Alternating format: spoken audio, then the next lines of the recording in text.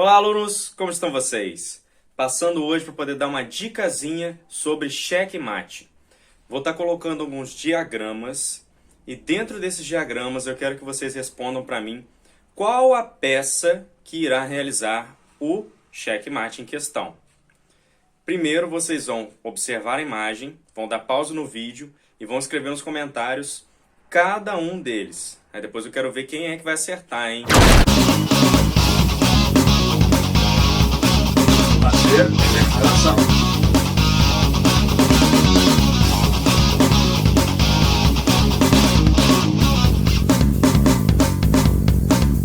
Fazer elevação.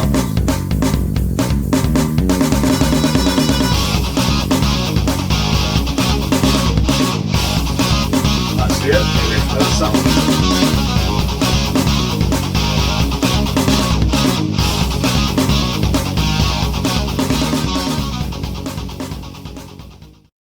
O vídeo de hoje vai ficar um pouco longo, mas é de extrema importância que tenha bastante conteúdo para que vocês entendam sobre esse assunto. Então, lembrando, vocês vão dar um pause no vídeo depois que eu explicar e vão colocar para mim nos comentários quem foi a peça que vai precisar se mover para realizar o checkmate. Então, aqui nós temos um peão do time escuro, o rei, outro peão do time escuro e um rei claro. Porque para que aconteça o checkmate, é óbvio que os dois reis ainda devam estar dentro do tabuleiro. Mas a pergunta que não quer calar: qual a peça deve se mover? Pausa o vídeo e responde aí para mim. Vamos lá, hein? Se você disse que foi este peão, mais especificamente, como que nós vamos saber qual a casa que ele está? A, B, C. Então, C, 1, 2, 3. C3, então nós estamos falando do peão de C3. Ele vai andar, uma casa apenas e vai parar aqui. Parando aqui, o checkmate está pronto. Vamos analisar? Este rei, ele consegue apenas passar uma casa por vez. Se ele vier para cá, este peão, como nós já sabemos, ele vai atacar na diagonal. Logo, ele não pode fugir para cá. Se ele vier para cá, mesma coisa. Se ele capturar, seja esse ou esse peão, acontece o seguinte: esse rei estará próximo a ele. E nós temos uma regra muito importante no xadrez, que é: um rei não pode se aproximar de outro rei. Então, para qualquer casa que esse rei suba na linha 2, ou seja, qualquer casa desta linha, ele vai se aproximar daquele rei. Logo, ele também não pode. E sabemos que esse rei também não pode permanecer onde está, justamente porque o peão que acabamos de mover agora está ameaçando ele também. Logo, se o rei não tem para onde fugir, checkmate. E a peça que foi responsável por iniciar o checkmate foi o peão que estava na casa C3. Ele desceu para a casa C2. Bora complicar um pouco mais agora. Vamos utilizar, dessa vez o bispo. O rei e o peão vocês já viram, então agora vamos adicionar o bispo. Temos um bispo localizado na casa D4 e o outro bispo está localizado na casa G6. Pergunto para vocês: qual dos dois bispos deve se mover para realizar o checkmate nas peças escuras? Pausa o vídeo e responde para mim. Se você disse que foi o bispo de G6, você está errado. Porque, olha só, movimento é bem simples. Todo bispo ele sempre vai se mover na diagonal. Ou seja, se ele está em uma casa escura, como este, ele só pode andar em casas escuras. Ele vai subir até aqui.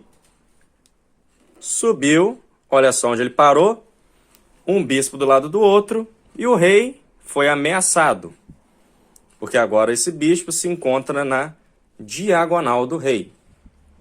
Caso esse rei se mova para a esquerda ou desça na diagonal, a gente lembra daquela outra regrinha, ó. Não pode se aproximar do rei adversário. Se ele permanece na mesma casa, está ameaçado. Se ele subir, mesma coisa. Ele não pode passar por cima do peão da mesma equipe. E se ele subir, o outro bispo é quem vai ameaçá-lo. E o pior ainda, né? O rei não pode fugir para fora do tabuleiro. Logo, checkmate, quem realizou foi este bispo da casa D4, que agora se encontra na casa F6. Vamos dar mais uma diferenciada, adicionando agora o cavalo no tabuleiro. E lembrando, ó, qual o movimento do cavalo mesmo? Em L. Vou colocar aqui esse arame para poder mostrar melhor o movimento dele, ó. Se esse cavalo está aqui, ele vai se mover para a direita e descer, formando um L. Ele estava na casa escura, veio para uma casa clara. Então, ó, a partir da casa que ele estava, ele vai andar 1, 2, 3 passos, dando um total de 4 quadrados, se a gente for contar o L. Mas o movimento do cavalo são apenas 3 casas para frente. Ou ele pode muito bem, ó, subiu, andou 2 casas para a direita. Ele pode também, outro exemplo, estava aqui, subiu 2 casas e virou para a esquerda. Então, desde que o cavalo se mova em L, está valendo. Não importa em qual direção ele deva se mover. Agora, qual desses 2 cavalos e para onde ele deve se mover para realizar o checkmate nesse rei escuro? Pausa o vídeo e responde para mim. Se você disse que foi o cavalo de D4, você acertou. Olha só, vou até remover essas 2 peças aqui da frente para que vocês visualizem melhor, ó. Andou 2 casas, desceu, formamos o L. Olha onde ele parou, presta atenção no arame. Se ele se mover agora para a esquerda e descer 2 casas novamente, ele captura o rei. Logo, na casa B3, o rei se encontra em xeque por causa deste cavalo. Lembrando como nós estávamos, temos então um cavalo que estava aqui na casa C3. Então, ó, ele vai cercar aqui e também vai cercar aqui. Lembrando que o cavalo pode também pular por cima de outras peças. Ele somente vai capturar no local onde ele para, justamente a casa em que esse rei poderia subir e fugir. Logo, se ele não pode subir nem vir para a direita, porque esse cavalo está cercando, muito menos ele poderá permanecer onde está, graças ao cavalo que vocês acabaram de mover. Certo? Agora, para fecharmos com chave de ouro, coloquei um exemplo bem especial, que será um checkmate muito específico, mas eu vou contar isso só no final, hein? Temos aqui os peões que nós já conhecemos, o rei que nós já conhecemos, as torres, 2 delas, a dama, e lá em cima também temos um cavalo. Ah, e não podemos esquecer do bispo, que também se faz presente neste exemplo. Com vocês agora, as peças claras é que vão atacar. Qual peça clara deve se mover para que este rei, que se encontra em G3, seja colocado em xeque mate, ou seja, não tenha mais para onde fugir? Tempo Escreve aí nos comentários e dá um pause no vídeo. Lembrando sempre de se especificar de qual você está falando. Se você colocou torre, mas não somente torre, porque nós temos duas, a torre da casa é 5, então bem específico na hora de responder, hein? É 5. Se essa torre de E5 descer e vier parar aqui em E3, nós teremos finalmente um checkmate. Porque, olha só, nós temos o exemplo de um checkmate chamado checkmate a descoberto. Ou seja, esta torre vai descobrir o rei. Descobrir no sentido de achar? Não. Descobrir no sentido de, ele estava cobrindo o rei. Este bispo pode muito bem ameaçá-lo na diagonal. Olha só as casinhas escuras aqui. Só que essa torre está na frente. Então é preciso que ela saia e dê passagem para o bispo ameaçar este rei. Se ele ameaça este rei, ele não pode permanecer onde está. Se ele descer, a dama vai cercar toda a linha 2.